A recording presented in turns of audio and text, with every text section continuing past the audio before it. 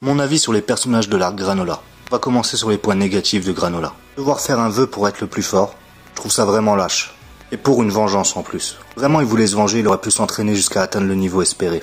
Je n'ai pas apprécié la facilité d'un vœu.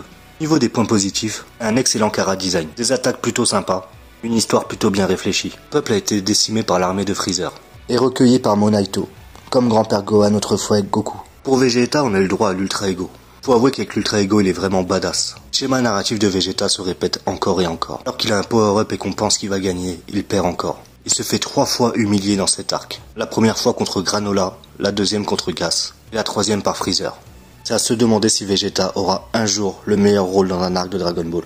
Pour Sangoku, c'est un peu comme d'habitude. Il est loin d'égaler le niveau de ses rivaux, et il trouve au fond de lui les ressources nécessaires pour gagner le combat à l'aide de Granola. Le fait qu'il se souvienne de ses parents, une chose que j'attendais depuis longtemps, et faut avouer que je suis vraiment hypé par ça. Il adopte un comportement de Saiyan, qu'il revienne aux origines de son peuple dans sa manière de penser, est vraiment une très bonne chose.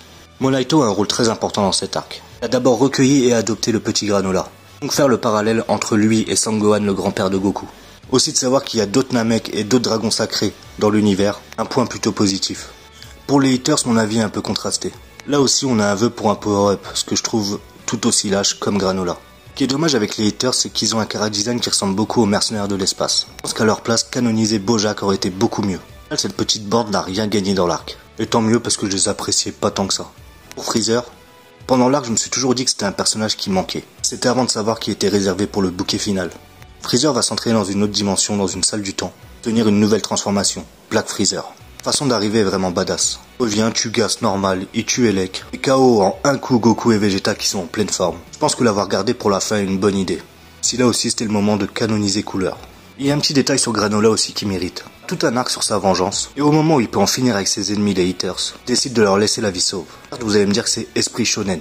Mais personnellement, si on aurait anéanti mon peuple, je les aurais tués sans hésiter. On a enfin un développement sur Bardock. Et pour moi, c'est la meilleure partie de l'arc. Plus se situer sur les traits de caractère de Bardock, sa puissance. Faut avouer que sur Bardock, depuis le début de Dragon Ball, on n'a pas énormément d'informations. Les plus grosses informations sont non canon. Là, on arrive mieux à cerner le personnage.